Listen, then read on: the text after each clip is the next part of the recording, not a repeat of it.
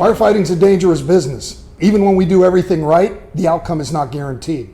My name is Rick George, and I'd like to welcome you to another segment of Fire Engineering's Training Minutes. This is video number 1 in a series of 6 videos on resiliency that we're shooting for fire engineering.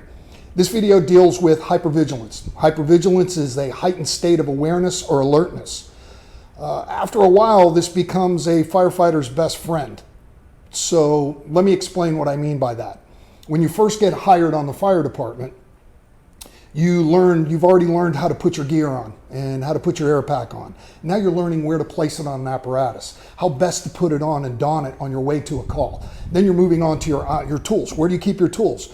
How do you marry your tools? Do you marry tools? Do you carry 2 different tools in separate hands? And you work these things out. This is what we call mastery. So after you start to gain mastery of some of the basic things, you start to put them together. As you put them together, now you can become more aware of where are you going, the call type that you're going to. For example, a residential fire in certain residences and neighborhoods, depending on the neighborhood, can determine the number of people that are in there, whether the houses are cut up into smaller apartments or not. Large homes, small homes.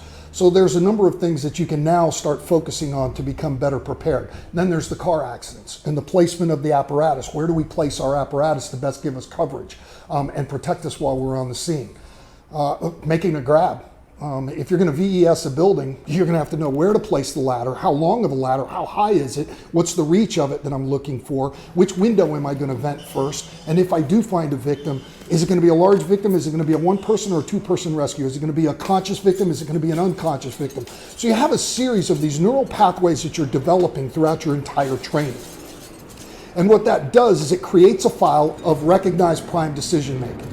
And those individual files of recognized prime decision making, depending on which call drops, relies on rapid pattern recognition. All of this plays into hypervigilance because it's the development of the neural pathways. In the fire service, you're not paid just for what you do. You're paid for what you may have to do. So in the beginning, when you're driving to work, you have to consciously work up being prepared for things. Over the years, as you develop these neural pathways, which become behavioral, you learn how to just turn it on. And then after a while, somewhere, that switch stays on and does not shut off. So the very thing that makes you such a good fireman, that makes you alert and prepared to deal with anything, now becomes a hindrance and a problem for you when you go home. And if you look at the divorce rate in the fire service, if you look at the alcohol and the drug addiction issues that we have, if you look at the suicide rate, something is awry, something's going on. So the dangers of the fire service aren't just the apparent things. Sometimes it's the things just below the surface, such as hypervigilance. Hypervigilance, while it can be our best friend on the job when we go home, has a completely different effect on us. So that leads us to the question of, how do you handle your hypervigilance when you go home? How do you shut it off? Where's the switch? I'll ask people this sometimes, and I'll get the typical answers, such as, oh, I work out in the gym, I do cardio, I go run, I go surf, I snowboard, I dive, I go fishing. There's a number of things that people do. Those are activities. And while I have no doubt that you can get very relaxed while you're doing those, what happens when you go home? You go home and you get a complicated question from your wife like, what would you like for dinner? And you come completely unglued and snap on her. Or it's your day to watch the kids and drive them around to all of their sporting activities and stuff, and you haven't had any sleep at the firehouse. And you've been on the job for a certain amount of time. You're at a busy station. You get the idea? So now your kids are overjoyed because they're with daddy. He's finally home, and they get to go do these sporting things, and they're all jacked up and they're excited and they're joking with each other and they're carrying on the way kids do. And meanwhile, you're trying to drive and all of it sounds like noise and you snap on them. So sometimes that hypervigilance makes us aware of certain things that are normal everyday life stuff. And what we do on the job, that hypervigilance helps us take chaos and make it into some sort of order. We try to apply the exact same logic to our lives when we get off duty. We find that that doesn't work very well. That's one of the reasons why we have such a communication issue. It's self-regulation. There are some of the side effects of hypervigilance. Bargaining, denial and deflection. So bargaining is very simple. Chief, hey, I'm sorry about that. I know I can do better. Or maybe with your wife, honey, I'm sorry. I can be a better man than that. Give me another chance. But my personal favorite is, God, if you get me out of this, I swear I'll never do it again. So that's the bargaining aspect. The denial, that's real simple, man. It's not a river in North Africa. Denial is real straight to the point. You have absolutely no responsibility in any of this, and you won't accept any. That's a denial factor. Deflection is that you're blaming other people or circumstances, equipment or whatever, or if you do get in trouble, you also, well, so-and-so is with me because you want to take people with you. That's part of the deflection. Those are just techniques that people that are hypervigilant and aren't even aware of it, have a tendency of experiencing. And so as an instructor, as an officer, these are some of the things that you look for. You're not going to self-regulate by going through all of that stuff. Fishing, working out, all those are physical activities, and while I'm sure they're very good, it has absolutely nothing to do with what you're thinking. The entire video series, the 6 of these, has to do with the software and nothing to do with the hardware.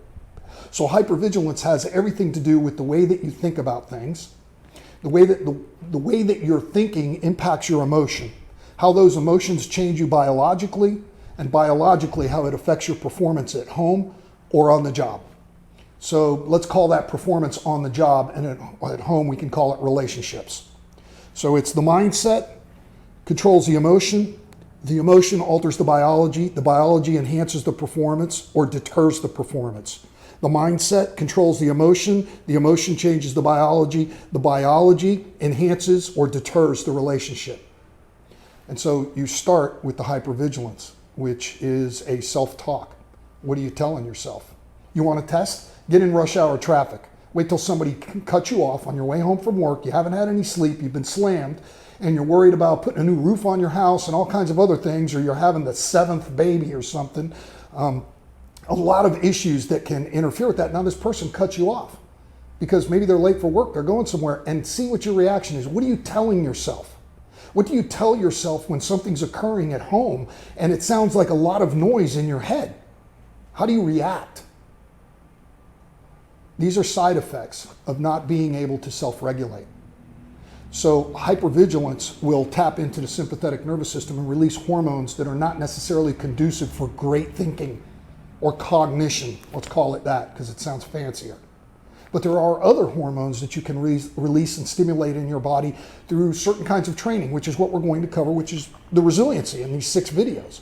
So in the end, what we're trying to accomplish with these videos is twofold. 1, make you a more resilient firefighter. What that means is that you can be stretched and be able to bounce back to what you were before. We try to keep you as whole as possible. So while EAP and counseling is all that great, once you've got your eggs scrambled, resiliency works on the front end. It's before your eggs get scrambled. It's to improve your understanding and your knowledge of things. It's also a delivery and training that has a much more homeostatic effect on our recruits, our employees in a fire department, if you're doing department-wide training or something. What that means is that if you handle them properly and you teach the training properly, the homeostatic effect is you keep the respiratory rate, the heart rate, the blood pressure, all of that stuff stays in check. And if you do that, those rapid pattern recognitions that we were talking about with the software, it develops a different brainwave, which is a gamma brainwave, which is where rapid pattern recognition exists. This is what this series of videos is. It's to help make you a better firefighter, but to transcend the fire service and also transcend it into your personal life. I hope that you find these things very valuable, the 6 videos very valuable and helpful. Once again, I'd like to thank you for joining us for another segment of Fire Engineering's Training Minutes. My name is Rick George.